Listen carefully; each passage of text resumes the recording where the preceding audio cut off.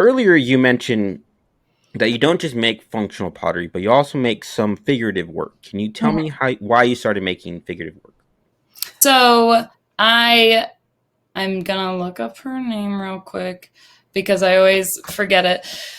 Roxanne, I always remember her first name. So I started making little buddies, my little buddy things, like these little guys, a few years ago because I just wanted to make, first of all, I wanted to make like little people to put into planters and stuff. That was my first idea. I wanted like little buddies to like sit on my like shelf and hang out with me, whatever. And so I started doing that a few years ago and I really enjoyed doing it. And then I went to Insika this past year and Roxanne Swensel, I don't know if I'm pronouncing that right. She was were you there this year? Mm-mm. Slasher? She did the keynote speech at the end of Insika. She does figurative work, big, beautiful figures. I think I cried during like her whole speech. It was like so moving and amazing. And I had never seen her work before. And I was just like, oh, it's so good. The way she spoke about it was so lovely. And I left there being like, I'm totally making some figures again because I was just so inspired by her work. And I had made some, oh wait, I don't have it because it's broken. And the other pieces are at a show. I made these tall figures in college that like didn't have the top of their heads. They were like meant to look like kind of like a vessel, but a figure. So I had made those in college and I had one that I had wood fired that I always had in my space. And then I broke it a few years ago. And it was the only thing that I've made that I was really bummed that I broke. And then after coming back from Insika, sort of the combination of having made that work in college, it's kind of like kicked around in the back of my head, these little buddies, and then the Roxanne keynote speech she gave, it all kind of combined in my head to just go like, I really want to make some figurative work. And so I made these tall lady vessels. And then from there I was like, oh, I want to make more.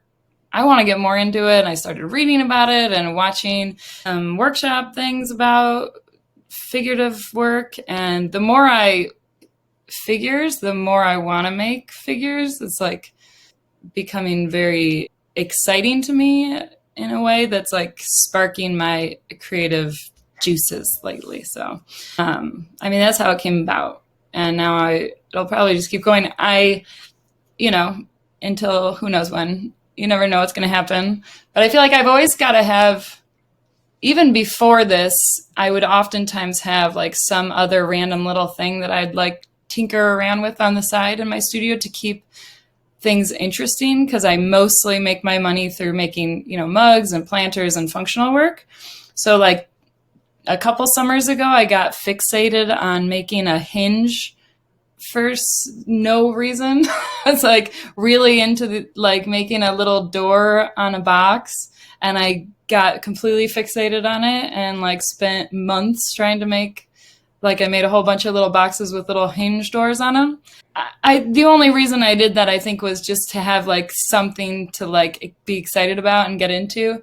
But then eventually I was like, I'm done with these hinges. They're hard as hell. And like people be like, oh, you could sell so many of those. They're so cute. I made one like really cute like incense box with a little door hinge. I was like, do you know how long it took me to make this thing? And I still don't know how I did it. I can't sell these for $1,000. Like, no way. But so I feel like I like to have like different, more creative things going on in my studio, because it can get a little like repetitive and whatever, and I don't want to like lose that like joy of creating. And you go into ebbs and flows of that for sure. But for right now, I don't know, I'm just like super jazzed on the figurative work. It's like so fun, and it's a nice balance for making functional work, I feel like, in my studio. Definitely agree. Shaping Nation, you don't have to be stuck doing the same thing over and over again. And it's also important to have these other things on the side to help keep creativity flowing. Mm-hmm. And then also, I'm very jealous of your hands that you make because I can never get my hands to look very good. Oh yeah, man. I love hands right now. I've I've got a couple. I like thought I'd put a couple back here. This is one of my like pieces that I kept of the hand with the mug on it. It's just so fun. The thing that I love about figurative work is when you're working on, like right now I've got like this head that I'm just, beginning, that's going to be going on to a lady, and you're like pushing it and manipulating it, and it's like, that's not a head, that's not a head, and then all of a sudden it's like, oh, that's a head.